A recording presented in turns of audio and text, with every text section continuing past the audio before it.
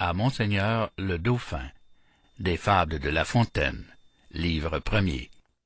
Une œuvre vocale de Jean Lambert pour LibriVox.org. Épître à Monseigneur le Dauphin. Monseigneur, s'il y a quelque chose d'ingénieux dans la République des lettres, on peut dire que c'est la manière dont Ésope a débité sa morale. Il serait véritablement souhaité que d'autres mains que les miennes y eussent ajouté les ornements de la poésie, puisque le plus sage des anciens a jugé qu'il n'y était pas inutile. J'ose, Monseigneur, vous en présenter quelques essais. C'est un entretien convenable à vos premières années. Vous êtes en un âge où l'amusement et les jeux sont permis aux princes, mais en même temps vous devez donner quelques-unes de vos pensées à des réflexions sérieuses. Tout cela se rencontre aux fables que nous devons à Ésope. L'apparence en est puérile, je le confesse, mais ces puérilités servent d'enveloppe à des vérités importantes. Je ne doute point, Monseigneur, que vous ne regardiez favorablement des inventions si utiles et tout ensemble si agréables, car que peut-on souhaiter davantage que ces deux points? Ce sont eux qui ont introduit les sciences parmi les hommes. Ésope a trouvé un art singulier de les joindre l'un avec l'autre.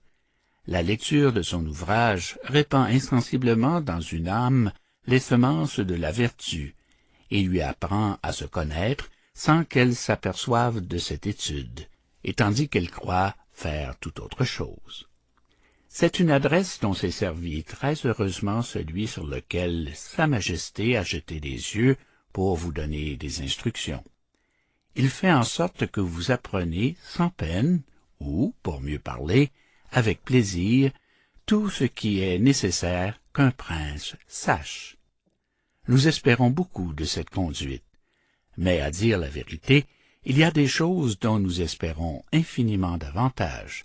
Ce sont, Monseigneur, les qualités que notre invincible monarque vous a données avec la naissance. C'est l'exemple que tous les jours il vous donne.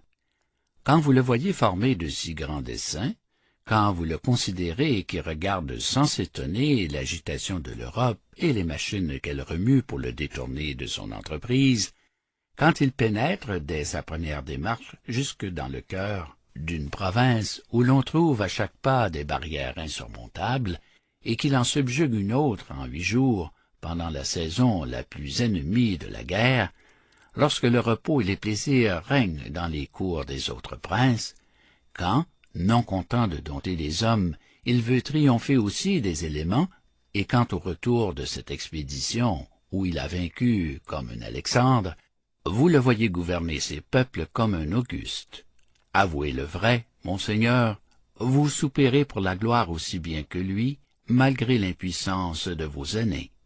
Vous attendez avec impatience le temps où vous pourrez vous déclarer son rival dans l'amour de cette divine maîtresse. Vous ne l'attendez pas, Monseigneur, vous le prévenez. Je n'en veux pour témoignage que ces nobles inquiétudes, cette vivacité, cette ardeur, ces marques d'esprit et de courage et de grandeur d'âme que vous faites paraître à tous les moments.